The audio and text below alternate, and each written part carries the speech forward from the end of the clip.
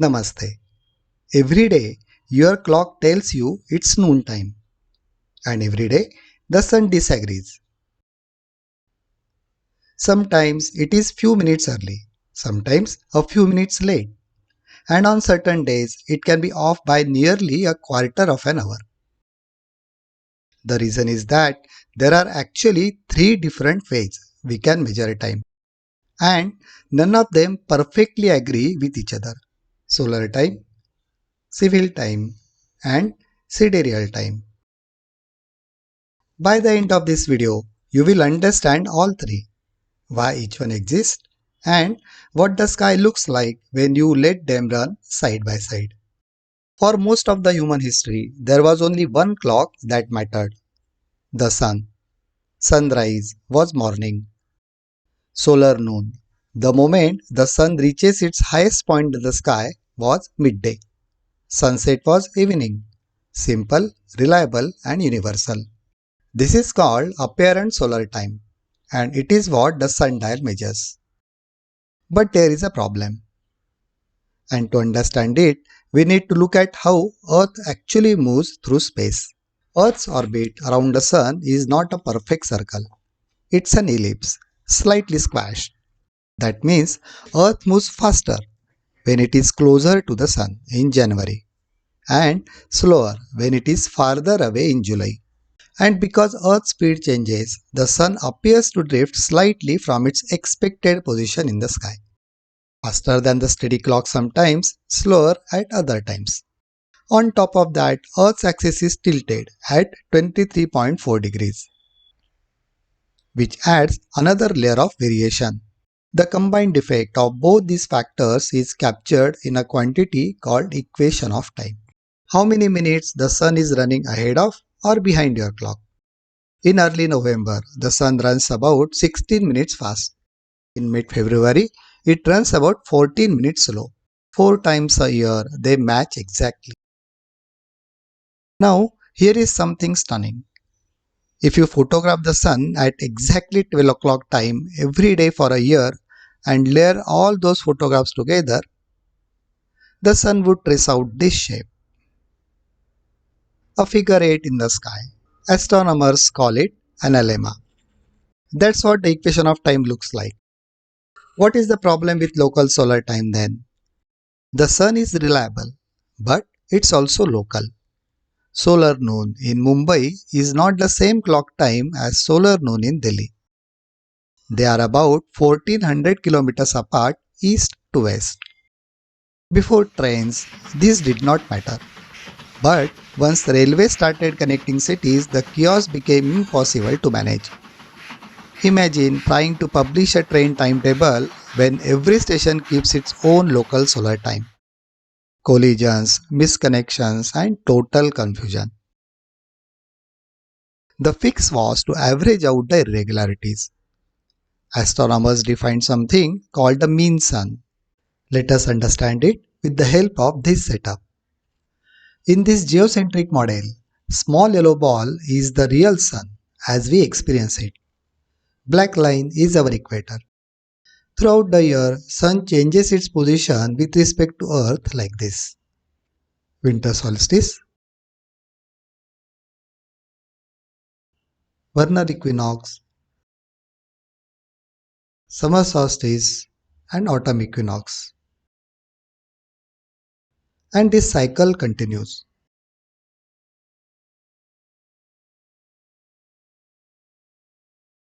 Let us introduce this orange ball. We'll call it imaginary sun. As you can see, it always moves along the equator.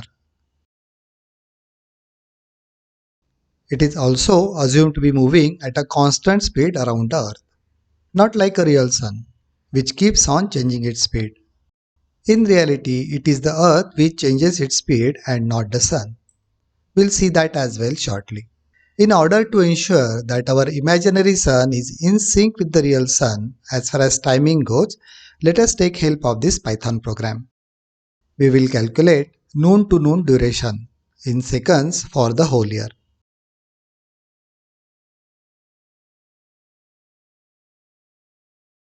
As you can see, it is sometimes more and sometimes it is less as compared to daily duration of 86,400 seconds, that is 24 into 60 into 60.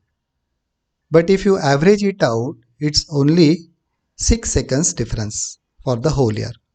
To make a picture complete, we have to take a leap year also into consideration. Let us do the same exercise for 4 years. Here are the numbers.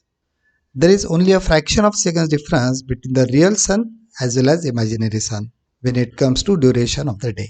When we consider 4 years of data as far as duration calculation is concerned, we get a very small difference of 0.0009 seconds.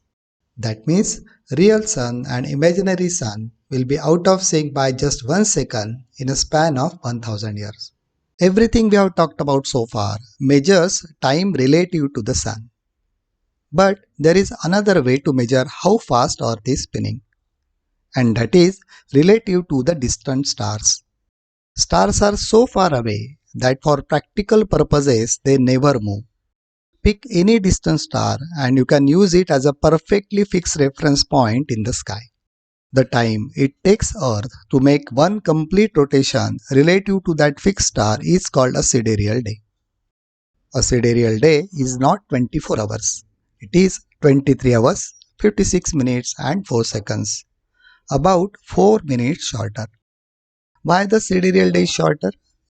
Let us understand it with the help of this setup. As you know, Earth rotates around itself as it revolves around the Sun.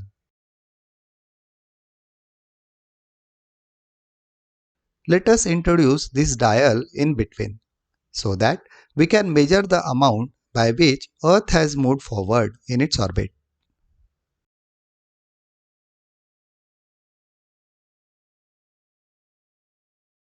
This pin will act as a marker for location on Earth. When the marker aligns with the line on the dial, solar noon occurs at that location on Earth.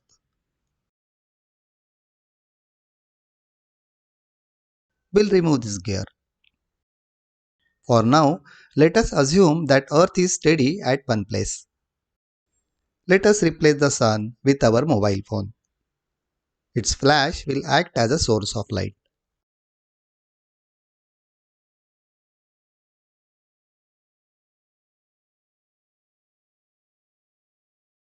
This is noon, when the sun is at the local meridian. We'll rotate the Earth by hand for now.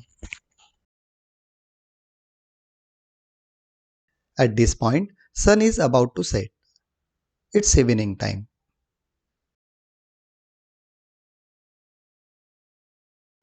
Here, it's next day morning and sunrise time. And again on the local meridian next day. Earth has completed one rotation around itself, that is 360 degrees during this moment. This time is called sidereal day and is around 23 hours and 56 minutes. Though for this explanation we considered sun as a reference point, it is not the case in real life when it comes to sidereal day definition. It is always a distant star. You will know why in a minute. Let us put the gear back. This will also enable another movement of Earth around the Sun along its orbit. This green line represents position at local meridian on day 1.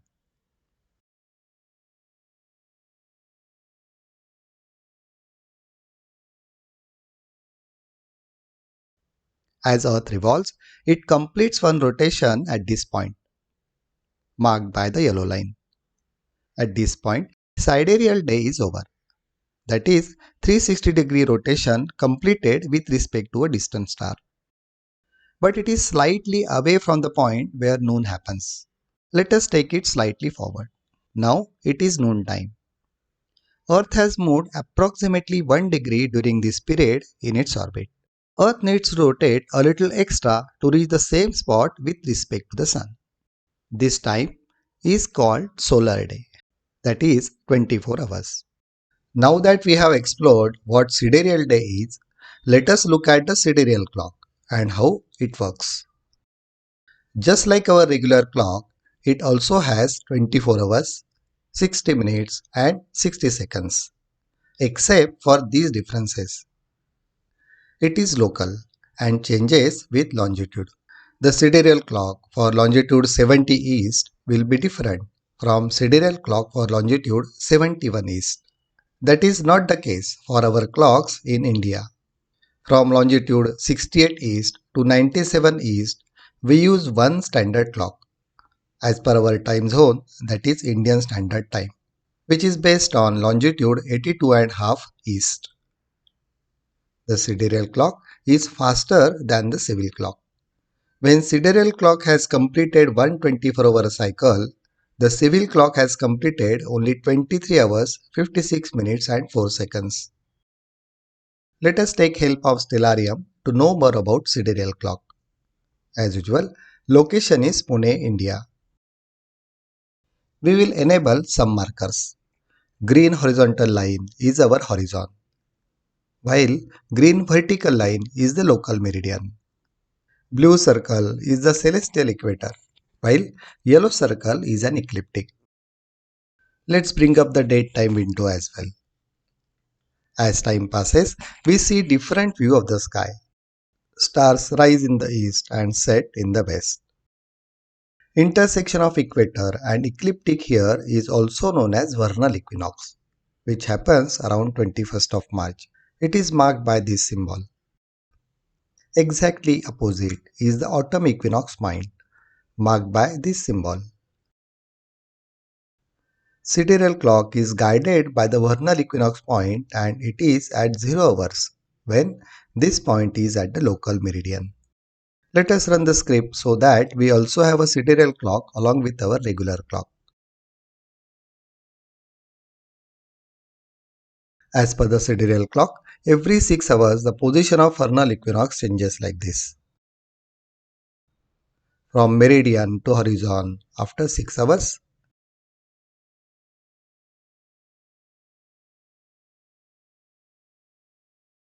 another 6 hours and it is at the horizon. And after 24 hours, sidereal clock is back to the same position, that is local meridian. During this complete one cycle of 24 hours, civil clock has moved only 23 hours, 56 minutes and 4 seconds approximately. For the star Aldebaran, its right ascension is 4 hours, 37 minutes and 25 seconds. As per the sidereal clock, it will be on the meridian after this much time, that is 4 hours, 37 minutes and 25 seconds. Let us add this time to our clock. A sidereal clock is slightly faster, so a couple of seconds less have to be added to our civil clock. Same is true for star Sirius. Its right ascension is 6 hours, 46 minutes and 18 seconds. After approximately 2 hours and 9 minutes or so, it will be at the local meridian. So from the sidereal clock, we can definitely tell when a star will be at the meridian by knowing its right ascension and current sidereal time. Let us change the location.